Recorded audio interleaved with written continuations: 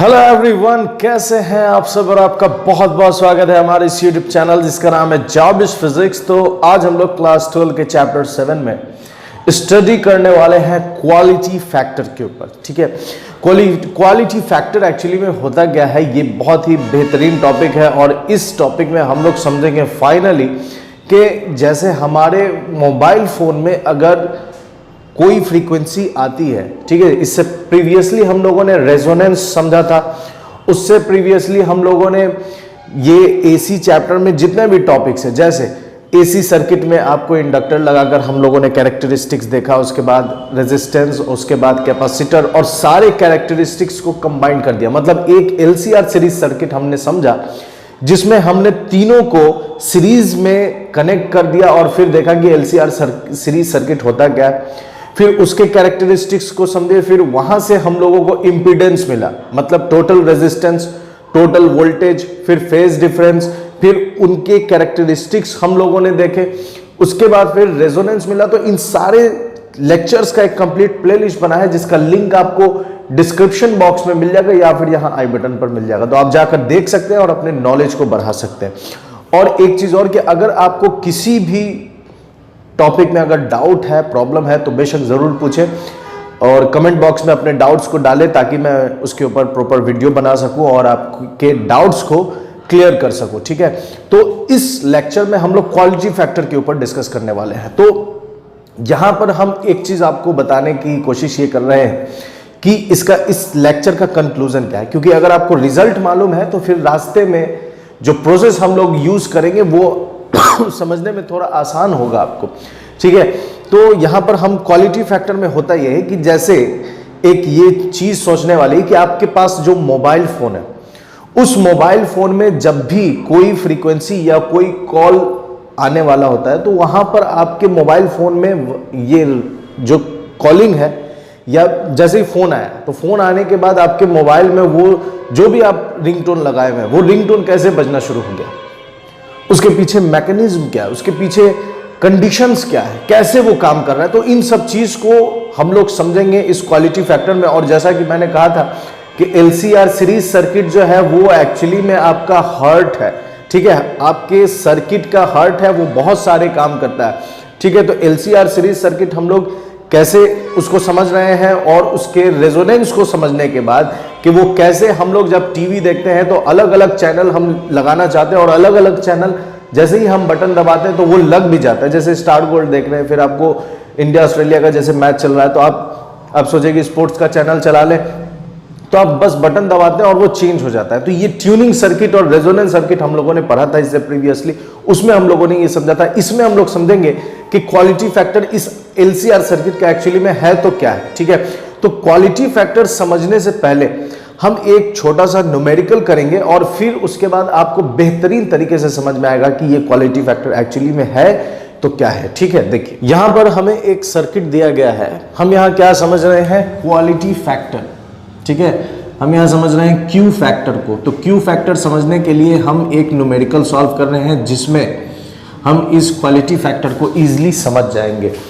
तो यहां पर हमारे पास एक क्वेश्चन है जिसमें दिया गया है कि रेजिस्टेंस 10 ओम है, रेजिस्टेंस 10 ओम दिया गया है। एक एलसीआर सीरीज सर्किट है जिसमें रेजिस्टेंस 10 ओम है, इंडक्टेंस 50 मिली हेनरी है, करंट 2 मिली एम्पियर है और applied frequency 10 to the power 6 है। हमें कैपेसिटेंस निकालना है and voltage across each component. तो यहां पर हम जब इसके लिए काम करेंगे तो सबसे पहले हम सॉल्यूशन लिख लेते हैं कि सॉल्यूशन में दिया क्या क्या है। तो सॉल्यूशन में दिया है सबसे पहले सॉल्यूशन गिवन। ठीक है, गिवन में क्या क्या दिया गया है, तो सबसे पहले हम लिख लेते हैं कि आर का वैल्यू दिया गया है 10 ओम। उसके बाद इंडक्टेंस कहने का मतलब एल यहां पर दिया गया है कितना, 50 मिली हेनरी। तो 50 मिली हेनरी है तो इसे हम चेंज कर देंगे 50 into 10 to the power -3 henry. ठीक है, उसके बाद करंट कितनी दी गई है, तो करंट दी गई है 2 मिली एम्पियर, तो इसे भी चेंज कर देंगे तो 10 टू द पावर -3 एम्पियर।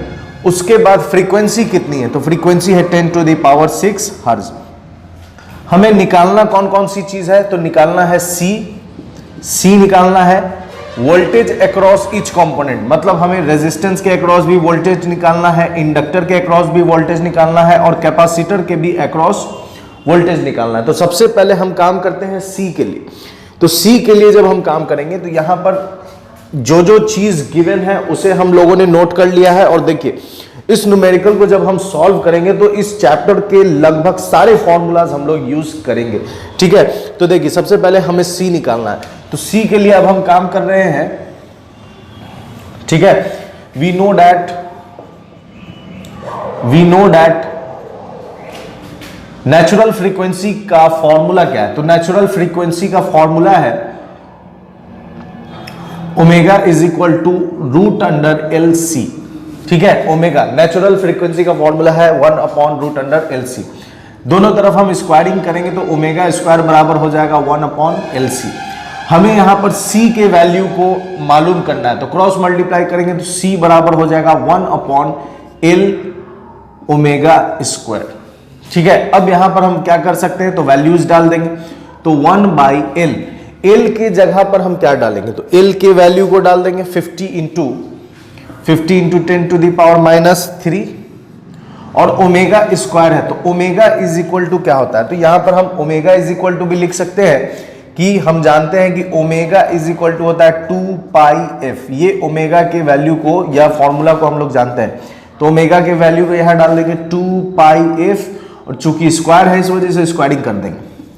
तो c इज इक्वल टू हो जाएगा 1 by 50 into 10 to the power -3, 2 का स्क्वायर हो जाएगा 4 पाई स्क्वायर एफ स्क्वायर। अब यहां पर हम वैल्यू पुट कर देंगे तो 1 upon 50 into 10 to the power -3 3.14 का होल स्क्वायर कर दीजिए। और फ्रीक्वेंसी कितनी है यहां पर 10 टू द पावर 6 है, तो ये हो जाएगा 10 टू द पावर 12। तो c इज इक्वल टू कितना निकल कर आ जाएगा, तो c इज इक्वल टू निकल कर आ जाएगा, जब हम इसे सॉल्व करेंगे तो ये हमारे पास निकल कर आएगा 0.5 पिको फराड। ये c की वैल्यू इसमें इतनी निकल कर आएगी, ठीक है। ये कैलकुलेशन आप खुद कर सकते हैं कैलकुलेटर पर या खुद से कर सकते हैं। यहाँ पर टाइम बचाने के लिए मैंने इसका डायरेक्ट रिजल्ट लिख दिया है कि c कितना निकल कर आएगा 0.5 पिको फराड। तो c निकल गया है। अब हमें निकालना है VR, VL, VC। तो VR निकालने के लिए हम क्या काम करेंगे, देखिए नाउ वोल्टेज के लिए काम कर रहे हैं, तो वोल्टेजेस के लिए क्या काम करेंगे, तो देखिए VR अगर हम निकालते हैं तो VR is equal to current into resistance. ये ओम्स लॉ से हम लोग जानते हैं वोल्टेज का फॉर्मूला, करंट इंटू रेजिस्टेंस। तो करंट कितनी है यहां पर, I कितनी है, I है 2 मिली एम्पियर, तो 2 into 10 to the power -3। Resistance कितना है 10 ओम, तो ये हो जाएगा वोल्टेज अक्रॉस रेजिस्टेंस हो जाएगा 2 into 10 to the power -2 volt, मतलब VR हो जाएगा 0.02 वोल्ट। ये हमने वोल्टेज निकाल लिया रेजिस्टेंस के अक्रॉस भी। अब हम लोग काम कर रहे हैं किसके लिए, तो इंडक्टर के लिए। तो इंडक्टर के लिए जब हम काम करेंगे तो VL के लिए हम कितना लिखेंगे, करंट इंटू रेजिस्टेंस XL, और VL इज इक्वल टू हो जाएगा I इंटू XL के जगह हम लोग लिखेंगे L ओमेगा। तो VL is equal to I कितनी है, तो I की वैल्यू को डाल देंगे 2 इंटू 10 टू द पावर -3, और L कितना है, L है यहां पर L दिया हुआ है 50 इंटू 10 टू द पावर -3, और ओमेगा होता है 2 पाई एफ, ठीक है। अब इन सारे वैल्यूज को पुट कर देंगे तो 2 into 10 to the power -3 into 50 into 10 to the power -3 into 2 into 3.14 into 10 to the power 6, ठीक है। तो इसमें जब हम कैलकुलेट करेंगे तो देखिए यहां पर ये नीचे 100 आएगा, तो इस 100 को काट देंगे हम 50 इंटू 2, जिससे ये कैंसिल हो गया। इस 10 टू द पावर 6 से ये दोनों कैंसिल हो जाएगा, तो बच गया कितना 2 इंटू 3 इंटू 3, VL बराबर आ गया 2 इंटू 314, तो VL बराबर कितना निकल कर आ गया 628 वोल्ट। तो VL कितना निकल कर आ गया 628 वोल्ट। अब निकालना है VC, ठीक है। तो VC निकालने के लिए क्या करेंगे, देखिए नाउ VC, तो VC के लिए अब हम काम करेंगे तो I इंटू XC, और I इंटू XC के जगह लिख देंगे XC होता है C ओमेगा, ठीक है, 1/c ओमेगा। ठीक है, तो c यहां पर i इंटू आई के वैल्यू को पुट कर देंगे तो i हो जाएगा, i कितनी दी हुई है 2 इंटू 10⁻³ इंटू 1/c के जगह डालेंगे c के वैल्यू को हम लोग निकाल कर लाए हैं 0.5। ठीक है, पिको है तो 10⁻12 इंटू, ठीक है, इसका ओमेगा के वैल्यू को इधर लिख दे रहे हैं, ओमेगा कितना है 2πf। तो जब हम लोग इसे सॉल्व करेंगे तो इसके भी वैल्यूज को डाल देते हैं into upon 2 into 3.14 into F, frequency कितनी है तो 10⁻6 इंटू, और ये वैल्यू पुट कर देते हैं 0.5 इंटू 10⁻12। तो जब हम इसे सॉल्व करेंगे तो हम ये देखते हैं कि Vc का वैल्यू कितना निकल कर आता है 636 वोल्ट। ठीक है, जब आप इसे कैलकुलेट कीजिएगा तो आपको Vc का वैल्यू निकलेगा 636 वोल्ट। अब यहां पर देखिए तो टोटल अगर हम टोटल वोल्टेज निकालें, ई नेट निकालें, तो ई नेट कितना होगा तो √VR² plus VL minus VC²। तो जब हम इसे सॉल्व करेंगे तो ये कितना निकल कर आएगा। ठीक है, तो VR कितना है 0.02, तो ये हो जाएगा 0.02, तो ये हो जाएगा आपका 2 का स्क्वायर हो जाएगा 4 और 100 का स्क्वायर हो जाएगा 10⁴ प्लस, और VL कितना है तो VL है 628 और VC कितनी है, VC कितना है 36, तो ये हो जाएगा आपका 8 का स्क्वायर हो जाएगा 64। ठीक है, अब दोनों में से अगर हम कॉमन ले लें, ठीक है, दोनों में से अगर हम कॉमन ले लें तो ई नेट निकल कर, दोनों में से 4 कॉमन लेंगे, बाहर निकालेंगे तो 2, और 10⁴ कॉमन ले लेंगे तो 10⁻², रूट अंडर आ जाएगा 1 प्लस, और ये हो जाएगा 4, तो 8 इंटू 10⁴। ठीक है, तो ये अप्रोक्सीमेटली अगर हम निकालें, ठीक है, तो 8 आ गया है, 4 हमने कॉमन निकाला तो ये 16 हो जाएगा, 16 इंटू 10⁴, तो 16 का रूट होगा 4 अप्रोक्सीमेटली अगर लें, और 10⁴ का अगर निकाले तो 10⁻², तो ये लगभग कितना आ जाएगा 16 अगर 4 तो 10⁻², और इसके जगह हम क्या लिख सकते हैं 2/10⁻² इंटू, और इसके जगह हम अप्रोक्सीमेशन वाली वैल्यू को अगर डालें तो 16 का हो जाएगा 4 और 10⁻², तो ये कट गया, तो अप्रोक्सीमेटली कितना आ रहा है 8 वोल्ट। तो मतलब कि ई नेट कितना निकला 8 वोल्ट। अब यहां पर समझने वाली बात क्या है ये थोड़ा देखना।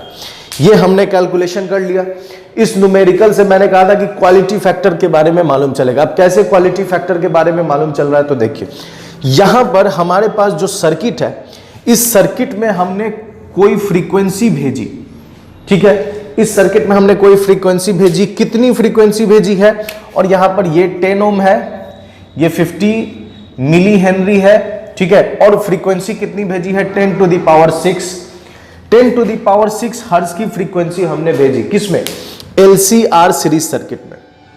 तो जैसे ही हम इस फ्रीक्वेंसी के वोल्टेज को, इस फ्रीक्वेंसी को इस सर्किट में भेज रहे हैं, तो यहां पर हम कैपेसिटर भी निकाल चुके हैं, कितना है 0.5 पिकोफैराड, तो ये एक पार्टिकुलर वैल्यू है कैपेसिटर का।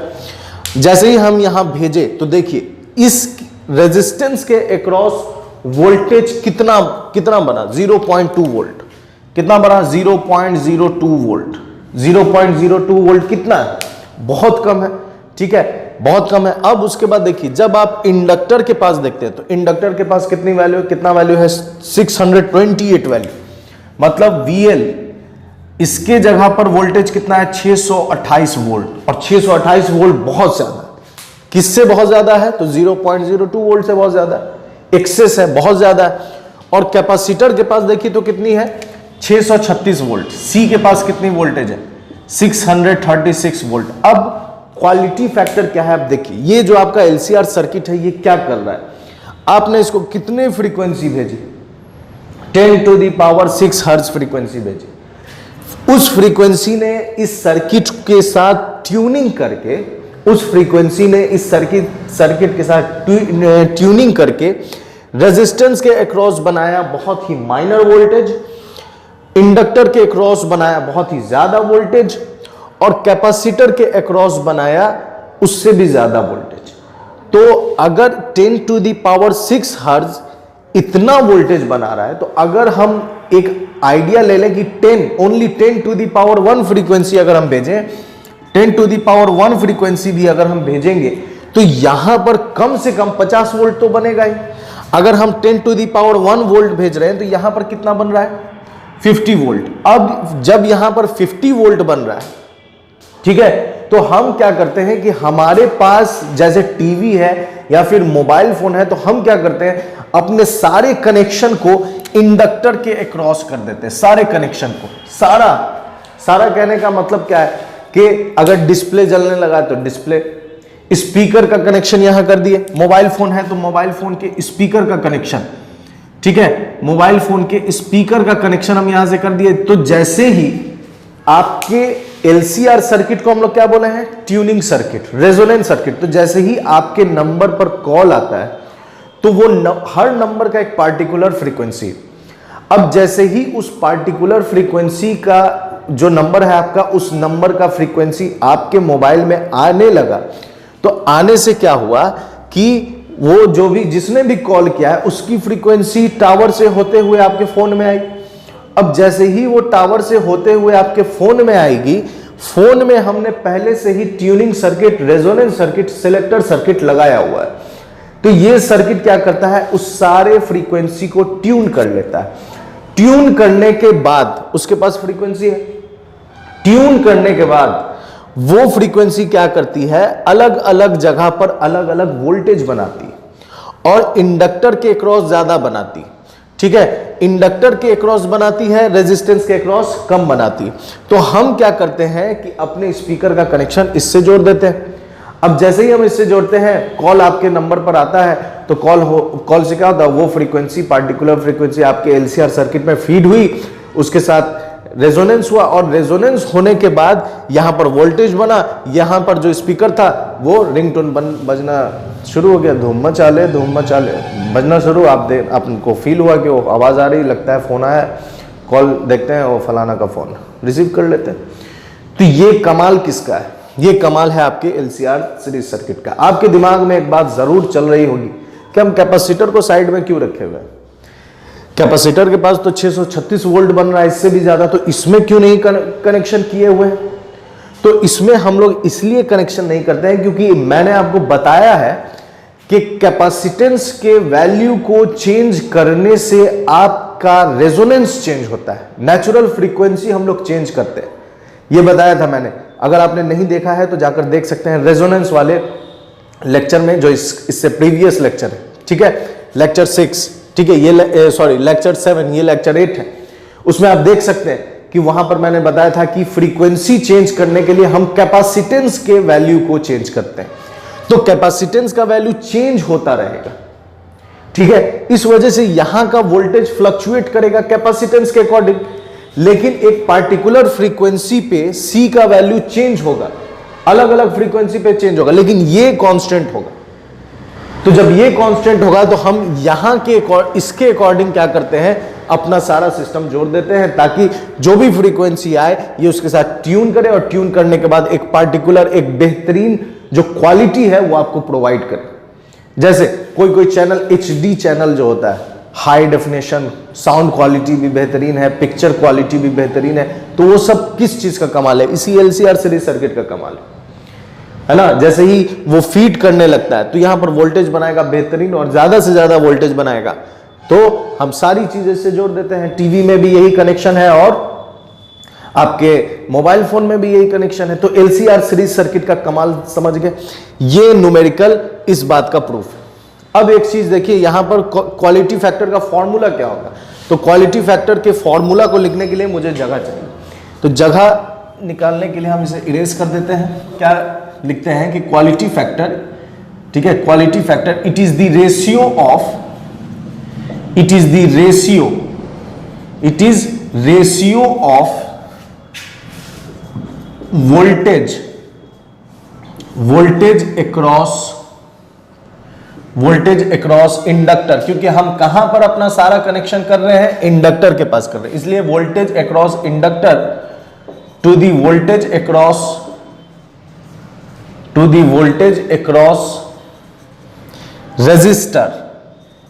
रेजिस्टर या रेजिस्टेंस।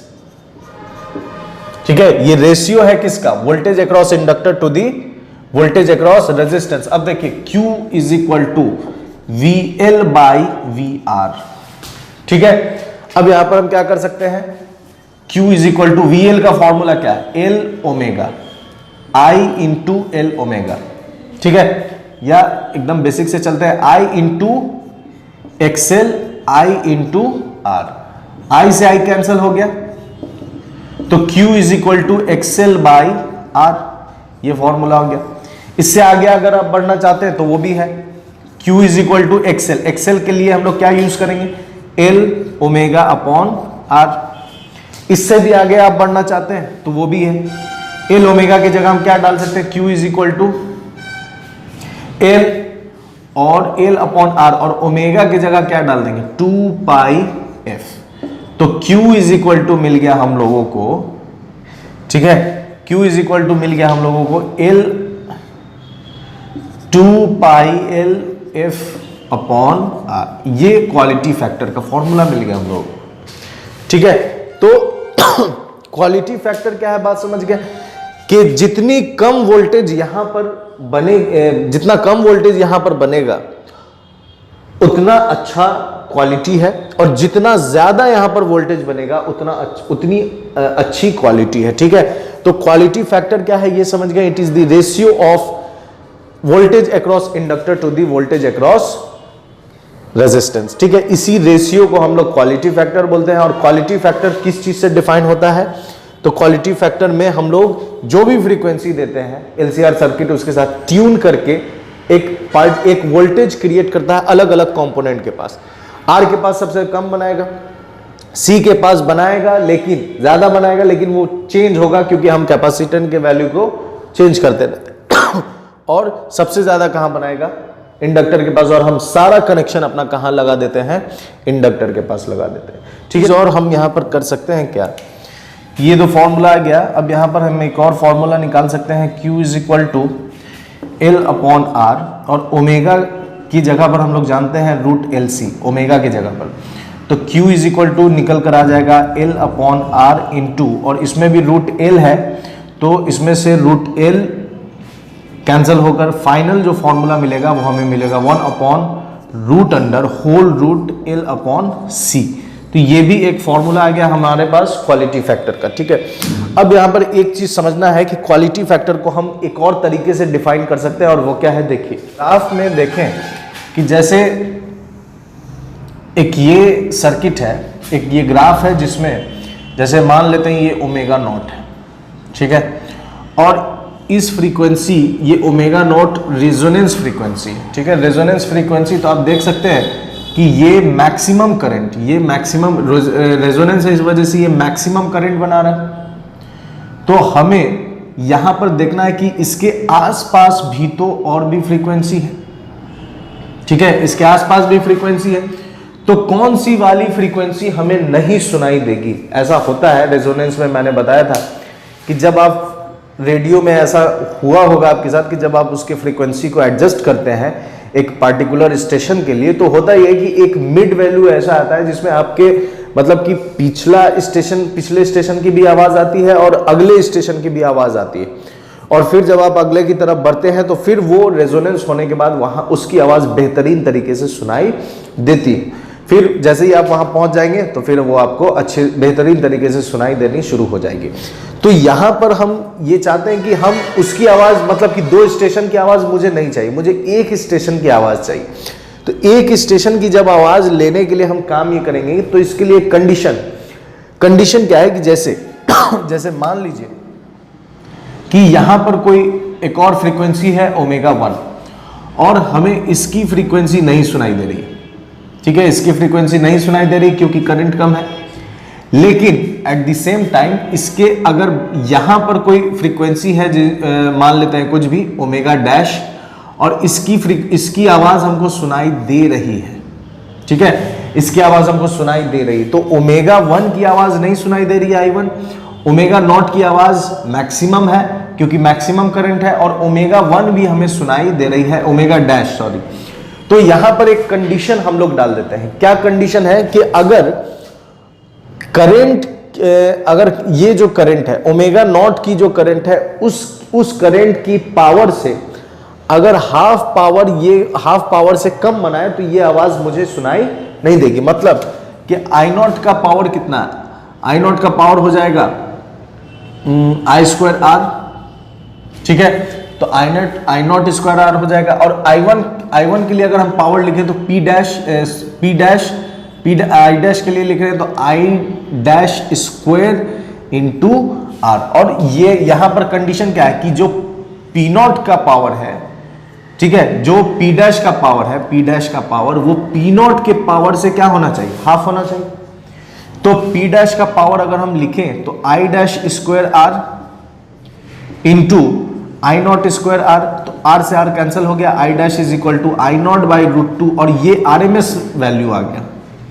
मतलब कि RMS वैल्यू से कम अगर करंट ये बनाए, उसके आजू बाजू में जो भी नियर बाय जो भी फ्रीक्वेंसी है वो अगर हाफ RMS वैल्यू से कम अगर करंट बनाएगी तो वहां पर उसकी आवाज मुझे सुनाई नहीं देगी। तो इसके लिए हम लोग क्या करते हैं कि इसको शार्प कर देते हैं, ठीक है, शार्प कर देते हैं। तो ये हम लोग शार्पनेस में समझा था कि शार्प करने से फायदा है कि हमें अगल बगल की आवाज सुनाई नहीं दे रही। लेकिन एक डिमेरिट भी है, और डिमेरिट क्या है, जब हम इसको नैरो कर देंगे, शार्प कर देंगे, तो इसी को हम लोग बोले थे शार्पनेस ऑफ रेजोनेंस, ठीक है, लेक्चर 7 में। लेकिन जब वहां पर एक प्रॉब्लम यह है कि आप एक रेंज, मतलब कि कम फ्रीक्वेंसी ही आपको मिल रही है, तो यहां पर वो आपको क्लियर है लेकिन ये आपको क्लियर नहीं है, ये डिमेरिट है। क्लियर क्या नहीं है, आपको फ्रीक्वेंसी का रेंज ऑफ फ्रीक्वेंसी क्या है, कम है। अगर आपको यहां तक चाहिए तो आप कहिएगा कि ये अच्छी चीज है क्योंकि इतनी फ्रीक्वेंसीज हमें मिल रही। कहां से कहां तक, तो ओमेगा 2 से लेकर ओमेगा 5 तक हमें फ्रीक्वेंसी मिल रही। तो आपको ये ज्यादा बेहतरीन लगेगा या ये ज्यादा बेहतरीन लगेगा कि इतनी सी ही मिल रही। तो यहां पर भी ये प्रॉब्लम है कि आपको जब आप शार्पनेस में जाएंगे तो शार्पनेस में आपको रेजोनेंस अच्छे से होगा, आवाज भी अच्छे से मिलेगी, लेकिन उसके लिए क्या है कि एक वेरिएशन जो है वो लिमिटेड हो जाता है, वो कम हो जाता है, और हम ये नहीं चाहते। और रेजोनेंस में रेजोनेंस चेंज करने के लिए हम लोग किसको यूज करते हैं, सी को यूज करते हैं। सी कैपेसिटर के वैल्यू को चेंज करेंगे तो रेजोनेंस चेंज होगा, ठीक है, ट्यूनिंग चेंज होगा। लेकिन अगर हम मान लेते हैं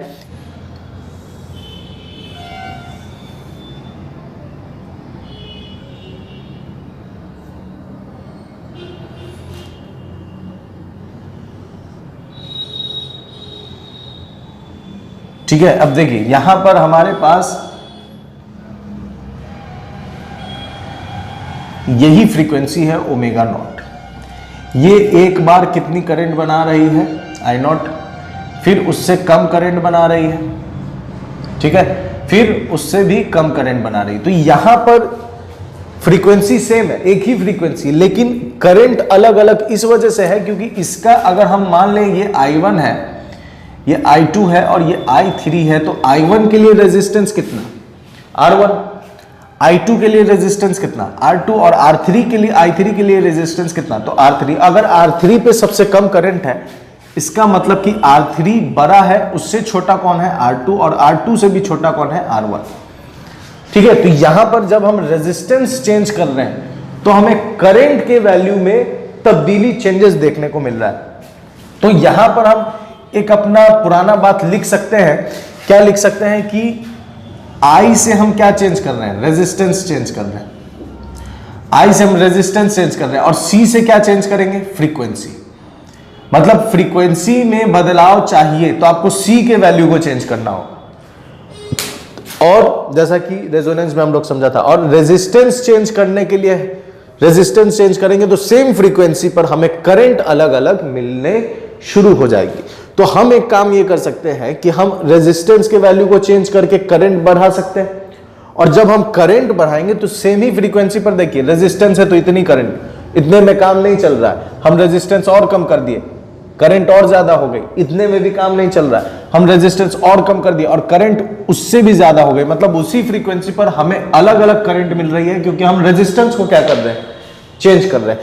अब लेकिन इससे एक बेनिफिट क्या हो गया, देखिए अब ये सब के सब, ठीक है, जैसे मान लीजिए यहां से यहां है, तो इन सारे करंट के लिए जो फ्रीक्वेंसीज के रेंज है वो कहां से कहां तक, ओमेगा 1 से ओमेगा 2, ओमेगा 1 से ओमेगा 2। तो अब देखिए अगर हम लिखें ओमेगा 1, अगर हम लिखें तो ओमेगा 1 लिखने के लिए हमको क्या करना पड़ेगा, ओमेगा नॉट में से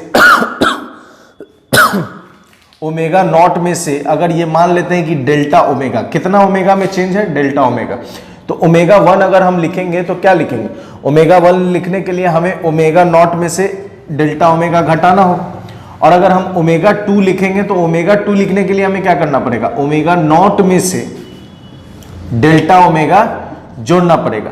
तो ओमेगा 1 अगर हम ओमेगा 2 में से ओमेगा 1 को घटा दें, तो घटाएंगे तो देखिए ओमेगा 2 में से तो ये कट जाएगा और ये हमें मिलेगा 2 डेल्टा ओमेगा, और इसी को हम लोग क्या बोलते हैं, इसको हम लोग बोलते हैं बैंड विड्थ। इसको क्या बोलेंगे हम लोग, बैंड विड्थ। तो बैंड विड्थ से क्या फायदा, बैंड विड्थ से, बैंड विड्थ जितना ज्यादा होगा उतने नंबर ऑफ फ्रीक्वेंसीज आप कैप्चर कर सकते हैं, ठीक है, बैंड विड्थ जितना ज्यादा होगा उतने नंबर ऑफ फ्रीक्वेंसीज कैप्चर कर सकते हैं। इसको सिंपल आप ऐसे समझिए, जैसे एकदम सिंपल आप ऐसे समझिए कि आप अपने हाथ से किसी बॉल को कैच कर रहे हैं, ठीक है, आप अपने किसी अपने हाथ से बॉल को कैच कर रहे हैं, ठीक है, तो हो भी सकता है कि कैच हो और हो भी सकता है कैच छूट भी जाए।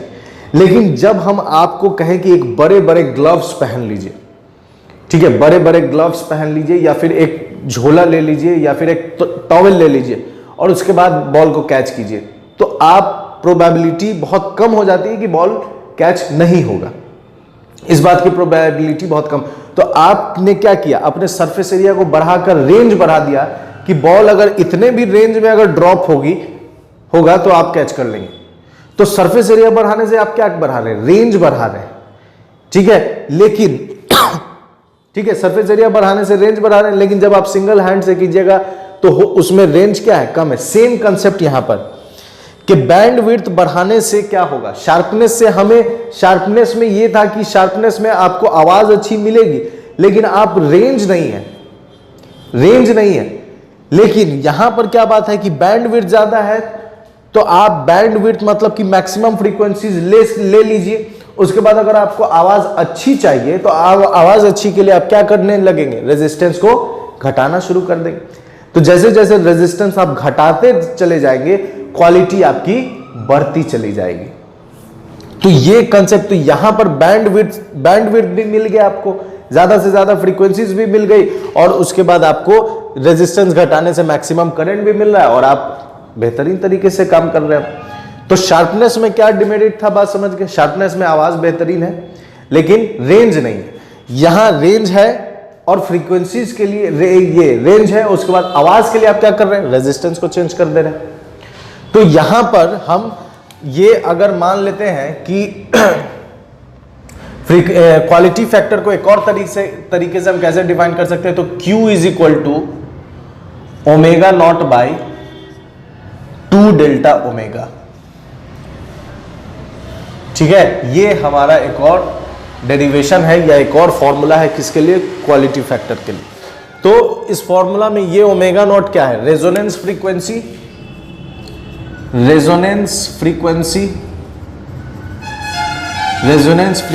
टू दी बैंड विड्थ, इसी को हम लोग क्या बोलते हैं, क्वालिटी फैक्टर बोलते हैं, ठीक है। तो ये था क्वालिटी फैक्टर के ऊपर लेक्चर नंबर 8, ठीक है। इसके बाद हम लोग डिस्कस करने वाले हैं एलसी ऑसिलेशन। तो अगर आपको कोई भी प्रॉब्लम हो किसी भी टॉपिक में, फिजिक्स के 11th 12th कॉम्पिटिटिव किसी भी टॉपिक में डाउट हो तो बेशक कमेंट बॉक्स में टाइप करें अपने डाउट को और इंशाल्लाह मैं उस पर वीडियो बनाऊंगा। तो मेरे साथ बने रहने के लिए बहुत बहुत शुक्रिया, अपना ख्याल रखें, गुड बाय एंड खुदा हाफिज।